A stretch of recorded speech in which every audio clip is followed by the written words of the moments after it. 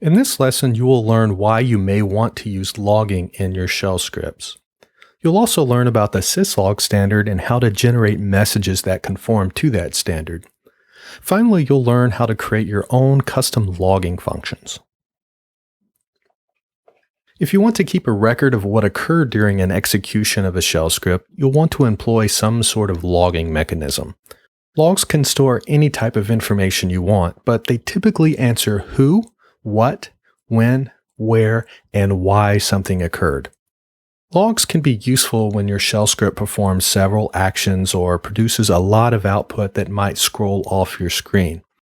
Also, if you plan to run your shell script unattended via cron or some other means, you might want a way to look back and see exactly what happened and when it happened during a previous run. The Linux operating system uses the syslog standard for message logging. This allows programs and applications to generate messages that can be captured, processed, and stored by the system logger. It eliminates the need for each and every application having to implement a logging mechanism. This means that we can take advantage of this logging system in our shell scripts.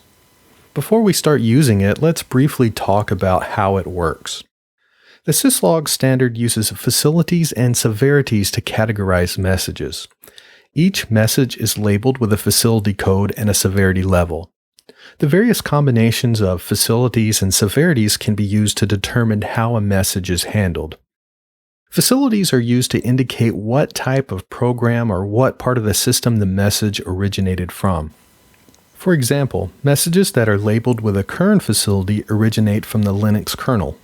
Messages that are labeled with a mail facility come from applications involved in handling mail. There are several facilities. If your script is involved in handling mail, you could use the mail facility for logging. If it's not clear what facility to use, you can simply use the user facility. Also, the facilities ranging from local 0 to local 7 are to be used to create custom logs. These facilities would also be appropriate for custom written shell scripts.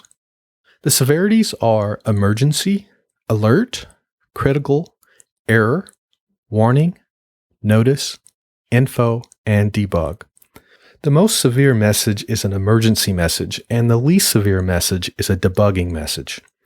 These combinations of facilities and severities are used by the system logger to handle these messages.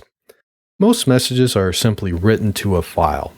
Each distribution uses a slightly different set of defaults, and these logging rules are configurable and can be changed. You'll find many messages stored in var log messages on some distributions, while others use var log syslog, for example. You'll have to consult the documentation for the system logger that is in use on your system. It's typically one of syslogd, rsyslog, or syslog-ng, although there are several other possibilities. Okay, now that you know about the standard logging system that is in play, you can take advantage of this in your shell scripts by using the logger command. The logger command generates syslog messages. In its simplest form, you simply supply a message to the logger utility.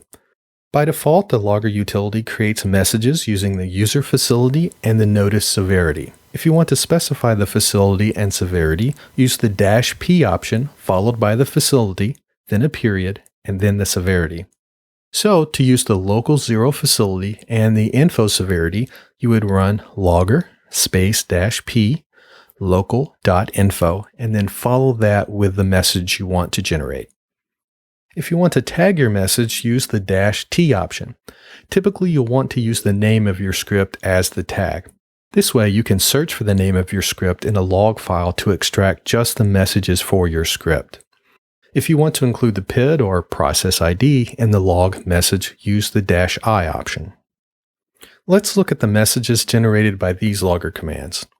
The first logger command is used without any options. You can see that it generates a message with a timestamp and includes the message passed to the logger command.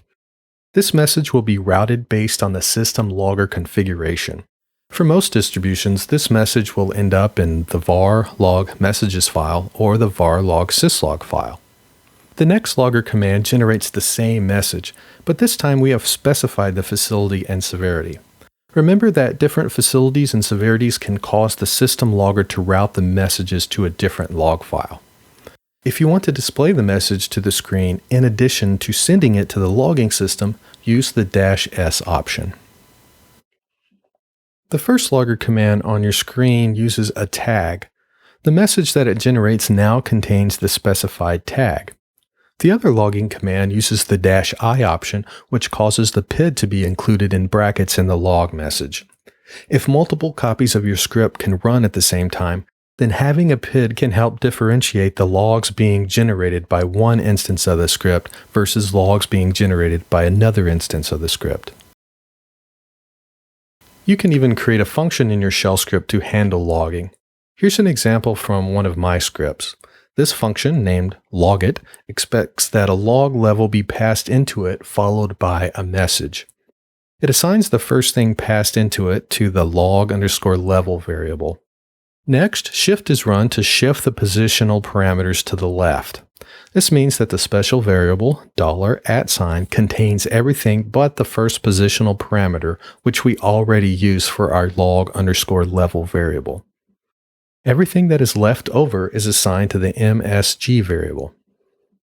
Next, a timestamp variable is created and assigns some output from the date command. If the log level variable is set to error or the verbose global variable is set to true, then a message is echoed to the screen which includes information such as the timestamp, the log level, and of course the message.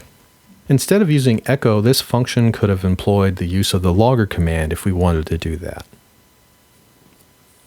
Here are some examples of calling this function. The first time it's called, the info log level is used and the message is processing data. If the command fetch data host fails, then the logit function is called with an error log level and a message that states could not fetch data from host.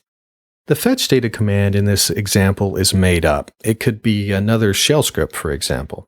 But in any case, this gives you an idea of how you can use a custom written logging function.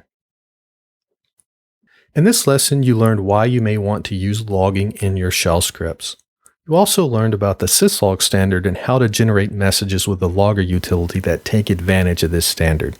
Finally, you learned how to create and use your very own custom logging functions.